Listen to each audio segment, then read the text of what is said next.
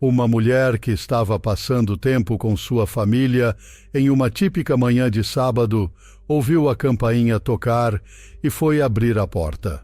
O que aconteceu a seguir lembra mais um enredo de filme de terror do que um caso da vida real. Os detetives levaram mais de 30 anos para desvendar esse terrível segredo, cujo final chocou e indignou a todos. Marlene McKernan nasceu em 15 de abril de 1950 em Michigan, USA. Ela cresceu sem pai e, na adolescência, sonhava em ter uma família grande e unida. Muito em breve, esse sonho se tornou realidade. A garota se casou com um homem chamado John e eles tiveram 2 filhos. Mas apenas alguns anos depois, uma tragédia inesperada atingiu a família. O marido de Marlene morreu repentinamente de uma doença e a mulher ficou sozinha com 2 crianças pequenas. Desde então, ela passou a maior parte do tempo trabalhando, tentando sustentar os filhos sozinha. Apesar de ser muito difícil, a mulher sacrificou tudo pelos filhos. 6 anos após a morte do marido, ela conheceu um homem chamado Michael Warren e logo eles se casaram. O homem vendia carros usados e, após o casamento, abriu seu próprio negócio nesse ramo. Naquela época, Marlene já ganhava um bom dinheiro, mas em vez de gastar tudo, ela tentou economizar. A mulher investiu na empresa de Michael e também o ajudou na administração. O próprio homem também era bom nesse negócio e, nos anos seguintes, começou a trazer um bom dinheiro para eles. Com o tempo, Marlene e o marido expandiram os negócios, compraram vários imóveis para alugar e suas finanças melhoraram. A família mudou-se para um subúrbio de prestígio de Miami chamado Wellington, onde compraram uma casa grande. Parecia que eles conseguiram construir uma vida quase perfeita. Mas em 1988, outra tragédia aguardava Marlene. Seu filho mais velho morreu em um acidente de carro. Para a mulher e seu filho mais novo, Joseph, foi um golpe enorme. Depois de todas as dificuldades que passaram, suas vidas estavam apenas melhorando, quando o destino lhes pregou outra peça. No entanto, eles encontraram forças para seguir em frente. Após essa tragédia, Marlene se aproximou ainda mais de Joseph, já que ele era seu único parente próximo. O marido também a ajudou a lidar com essa perda. Após a morte do filho, a mulher começou a pensar em vender os imóveis que alugava com Michael. Apesar de esse negócio gerar um bom dinheiro, para Marlene, ele estava associado a preocupações constantes. Frequentemente, surgiam situações em que os inquilinos atrasavam o aluguel ou até perdiam a renda. Em cada um desses casos, a mulher fazia todo o possível para encontrar a solução ideal. Era muito difícil para ela despejar pessoas, pois ela era uma pessoa gentil e se lembrava perfeitamente de quando ela mesma passava por dificuldades financeiras com 2 crianças pequenas. Por outro lado, eles não podiam deixar as pessoas morarem em suas casas de graça e, no final das contas, Marlene queria se livrar desse negócio para não ter que lidar mais com esses dilemas morais. 2 anos se passaram desde a morte de seu filho e a família estava apenas começando a se recuperar e voltar à vida normal. No entanto, algo terrível e imprevisível os aguardava. Na manhã de 26 de maio de 1990, Marlene estava em casa com seu filho e 3 de seus amigos que vieram tomar café da manhã. Sua cozinha era posicionada de forma que as janelas dessem para a entrada da garagem. Em algum momento a campainha tocou e Marlene foi abrir. Seu filho viu um Chrysler branco estacionado em frente à sua casa. No segundo seguinte, a mulher abriu a porta da frente e viu um homem em uma fantasia de palhaço parado na soleira. Segurando 2 balões e um buquê de flores, Marlene disse, "Que fofo!" Mas no instante seguinte, algo inesperado aconteceu. O palhaço tirou uma pistola do bolso e atirou na cabeça da mulher. Seu filho e seus amigos correram para o corredor, onde se depararam com uma visão de partir o coração. Marlene estava caída no chão. Havia sangue por toda parte. O homem fantasiado de palhaço olhou para eles por mais alguns segundos e depois voltou para o carro e foi embora. O filho ligou para a emergência e então decidiu perseguir o agressor. Na época, sua perna estava engessada após uma lesão e o rapaz não conseguia dirigir.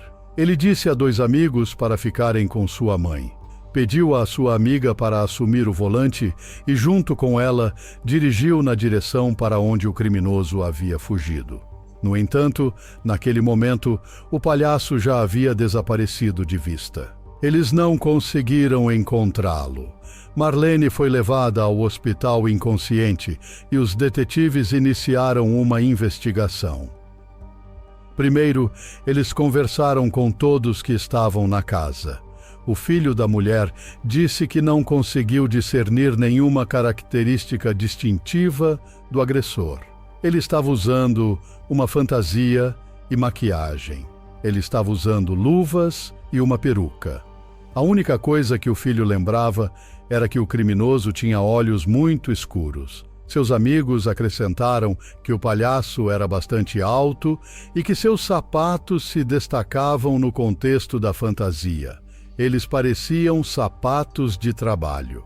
Um vizinho que estava passeando com seu cachorro perto da casa de Marlene também viu o palhaço, mas não conseguiu fornecer à polícia nenhuma característica importante. Os investigadores anunciaram a busca por um Chrysler branco e começaram a procurar outras pistas. Claro, a suspeita recaiu imediatamente sobre o marido de Marlene, Michael. Naquela manhã, ele tinha ido para o autódromo em Miami e, no momento do ataque à sua esposa, ele não estava em casa. Desde as primeiras horas da investigação, a polícia teve vários motivos importantes para questionar seu envolvimento. Primeiro, eles descobriram que Marlene e seus parentes adoravam palhaços. Havia muitas pinturas e figuras representando esses personagens em sua casa. Isso sugeriu que o agressor sabia desse fato e escolheu essa roupa por um motivo. Em segundo lugar, apenas 2 horas após o incidente, a polícia recebeu uma denúncia anônima de uma mulher. Ela ligou para os investigadores e disse que eles deveriam dar uma olhada em Michael Warren e em uma mulher chamada Sheila King. Sheila, de 26 anos, trabalhava com Michael em sua locadora de veículos. Investigando mais a fundo, os detetives descobriram rumores de que eles tinham um caso secreto. Alguns colegas suspeitavam de seu relacionamento, então eles imediatamente compartilharam essa informação com os investigadores. Aqui, a polícia descobriu outro possível motivo. Se Michael estava em um relacionamento com outra mulher e queria terminar com Marlene, ele tinha um problema. A maior parte dos imóveis e negócios que a família possuía estava em nome da esposa. Nesse caso, em um divórcio, Michael perderia uma parte significativa de sua fortuna. A polícia imediatamente verificou onde o homem estava no momento do ataque. Descobriu-se que Michael estava dirigindo a cerca de 110 quilômetros de casa e 2 de seus amigos estavam com ele. Os investigadores concluíram que ele não poderia ter cometido esse crime fisicamente. Ao saber do atentado contra a vida de sua esposa, Michael correu para o hospital e, desde então, não saiu do quarto dela. A polícia conversou com Sheila. Ela afirmou que não havia relacionamento romântico entre eles e que ela não tinha nada a ver com esse crime. A mulher acrescentou que estava no trabalho naquela hora. Os detetives também interrogaram o marido de Sheila. Ele disse que estava ciente dos rumores sobre o caso de sua esposa com Michael, mas não pôde confirmar se era verdade ou não. O homem acrescentou que sua esposa havia se mudado dele cerca de 1 mês atrás, e eles não estavam mais juntos. Apesar de a polícia não ter nenhuma evidência ligando Michael e Sheila a esse crime, eles continuaram a considerá-los muito provavelmente envolvidos, visto que o marido não poderia estar fisicamente perto de casa naquela manhã. A polícia se perguntou se Sheila poderia ser a palhaça. Por causa da fantasia, nenhuma das testemunhas conseguiu determinar o sexo do agressor com certeza. Além disso, Sheila era conhecida entre seus colegas por seu temperamento. As funções da mulher incluíam lidar com clientes que atrasavam o pagamento do aluguel.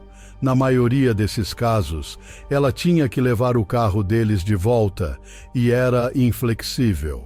Alguns desses casos levaram a sérios conflitos, então a mulher sempre carregava uma pistola. Depois que os médicos removeram a bala da cabeça de Marlene, especialistas determinaram que ela havia sido disparada de uma pistola calibre 38. Notavelmente, Sheila tinha uma arma desse calibre, e a polícia foi até ela novamente para inspecionar a arma. No entanto, a mulher afirmou que a pistola havia sido roubada ou perdida alguns meses antes do incidente, e os detetives ficaram novamente de mãos vazias. A polícia continuou investigando e descobriu que, depois que Sheila se mudou da casa do marido, ela se mudou para um apartamento alugado. Os investigadores também ouviram rumores de que Michael estava pagando por esse alojamento. Aqui, uma nova descoberta interessante aguardava a polícia. O tempo todo, seus colegas estavam tentando descobrir onde o criminoso havia conseguido a fantasia de palhaço, os balões e as flores. À primeira vista, essa tarefa parecia muito difícil. No entanto, os detetives tiveram sorte. Eles descobriram que em 24 de maio, 2 dias antes do ataque a Marlene, uma mulher havia ido a uma loja de fantasias perto do apartamento de Sheila. Os funcionários disseram que, na época, a loja já estava fechada e eles estavam prestes a ir embora. No entanto, a mulher bateu insistentemente na porta até que eles abriram para ela. Ela disse que precisava urgentemente de uma fantasia de palhaço, uma peruca, maquiagem facial e um nariz vermelho. Os vendedores tentaram explicar a ela que a loja já estava fechada e pediram que ela voltasse no dia seguinte, mas a mulher foi inflexível. Então, os funcionários venderam a ela esses itens. Não havia câmeras de segurança na loja, então a polícia teve que confiar na descrição verbal da aparência da mulher. Os vendedores disseram que ela era alta e magra, com cabelos escuros. Os detetives mostraram a eles fotos de várias mulheres, e os funcionários disseram que a compradora se parecia com uma delas, Sheila. Quanto aos balões e flores, eles foram rastreados até um supermercado, a 1 quilômetro do apartamento de Sheila. O vendedor disse que uma mulher havia comprado os mesmos itens apenas algumas horas antes do ataque a Marlene. Ele a descreveu da mesma forma que o funcionário da loja de fantasias. Uma garota alta e magra com longos cabelos escuros. O vendedor acrescentou outro detalhe interessante. Segundo ele, a compradora exibia maneirismos rudes e, em certo grau, até masculinos. Naquele momento, a investigação já durava 2 dias e, em 28 de maio, os médicos informaram à polícia que Marlene havia falecido. Apesar de todos os seus esforços, as consequências do tiro a queima-roupa foram muito graves. Como resultado, o caso foi reclassificado como homicídio, e os detetives continuaram a procurar mais evidências potenciais contra Sheila. Eles solicitaram um mandado de busca para o apartamento dela. Enquanto a polícia esperava, algo mais aconteceu. Eles foram informados sobre um carro semelhante estacionado em um estacionamento localizado a 13 quilômetros da casa da vítima. Os investigadores foram até lá e rapidamente verificaram que era o mesmo Chrysler que o assassino estava dirigindo. Lá dentro, eles encontraram vários fios de cabelo longos e escuros e fibras laranja que pareciam pedaços de uma peruca de palhaço. Durante uma busca no apartamento de Sheila, a polícia descobriu as mesmas partículas laranja. Lá, eles também encontraram sapatos de trabalho que combinavam com a descrição das testemunhas. Um modelo semelhante estava no palhaço no dia do assassinato. Apesar de tudo isso, a polícia tinha um problema significativo. Naquela época, o teste de DNA ainda não era realmente usado, e sem ele, todas essas evidências eram circunstanciais. Havia uma alta probabilidade de que o tribunal absolvesse Sheila, e nesse caso, seria impossível acusá-la novamente de assassinato. Então, os detetives se perguntaram de onde veio o carro que o palhaço dirigiu até a casa de Marlene. E então, eles descobriram algo muito interessante. Um funcionário da empresa de Michael disse a eles que, 1 mês e meio antes do assassinato de Marlene, um homem ligou para eles para devolver um carro alugado. Só que havia um problema. Esse homem confundiu os números de telefone e o carro pertencia a outra empresa, os principais concorrentes de Michael. Quando o funcionário contou isso ao seu chefe, Michael se comportou de maneira muito estranha. Em vez de apontar o erro para o cliente, ele disse ao homem para simplesmente levar o carro para o estacionamento e deixar as chaves no porta-luvas. Depois disso, Michael pediu a esse funcionário que os levasse, ele e Sheila, até aquele estacionamento e que nunca contasse a ninguém sobre o ocorrido. O funcionário os observou entrarem no carro e irem embora. Era o mesmo Chrysler branco. Notavelmente, pouco antes disso, surgiram sérias divergências entre as empresas de Michael e seus concorrentes. O problema era que, em sua publicidade, Michael colocava os concorrentes em uma posição negativa. Eles não gostaram que sua marca estivesse sendo retratada de forma negativa. Os detetives decidiram investigar os negócios de Michael mais detalhadamente.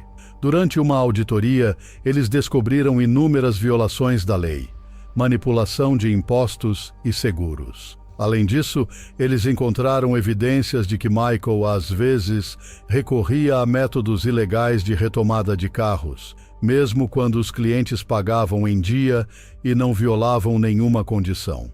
Durante esta verificação, a polícia também conversou com um funcionário que se lembrou de algo interessante. Segundo ele, uma vez houve uma briga entre Michael e Marlene no trabalho.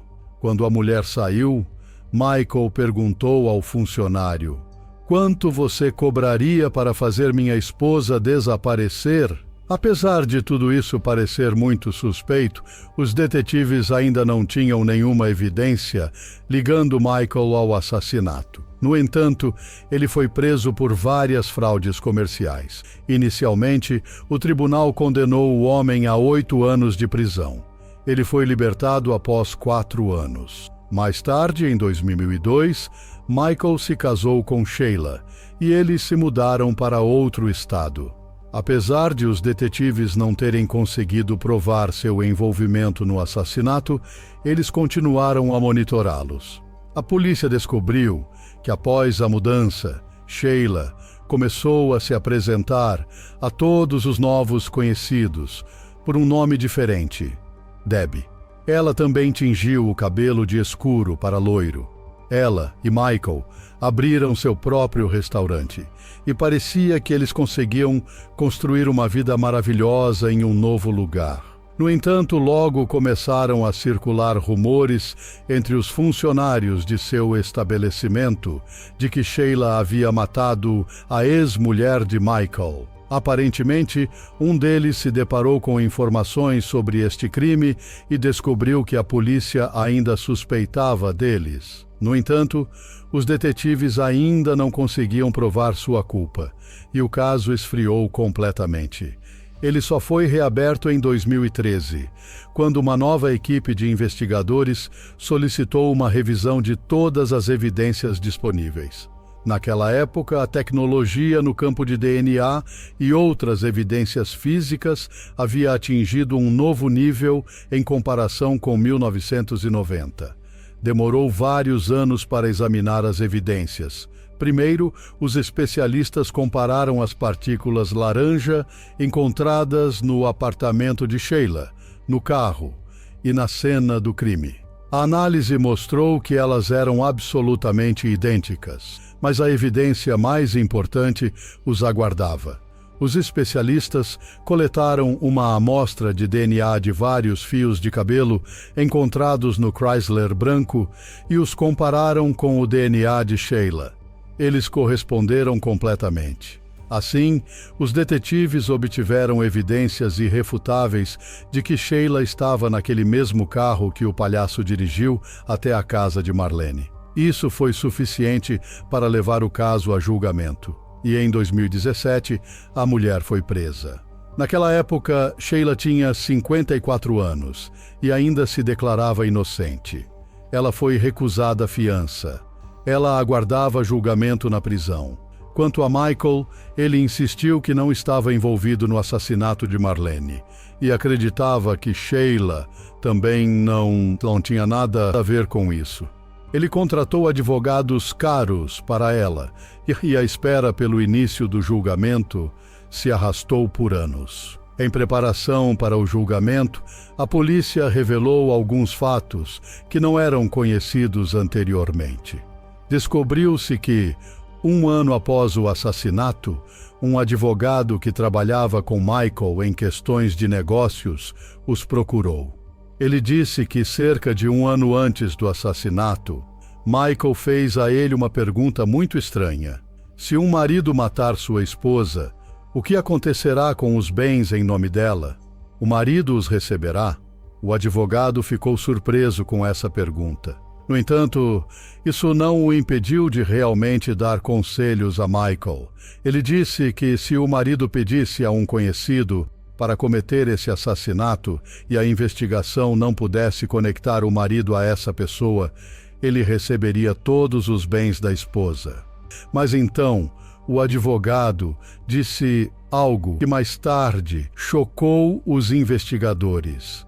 Ele disse a Michael que se o assassino estivesse usando alguma fantasia, por exemplo, um palhaço, ele nunca seria identificado e escaparia da punição. Outra confissão chocante veio de um homem cujo pai trabalhava para a empresa de Michael na época do assassinato. Ele admitiu que seu falecido pai os ajudava a realizar golpes ilegais por uma taxa adicional, por exemplo, adulterar odômetros para vender carros por um preço mais alto. Mas, no dia do assassinato, Michael pediu que ele fizesse algo muito pior. Ele disse ao homem para se livrar da arma e do carro.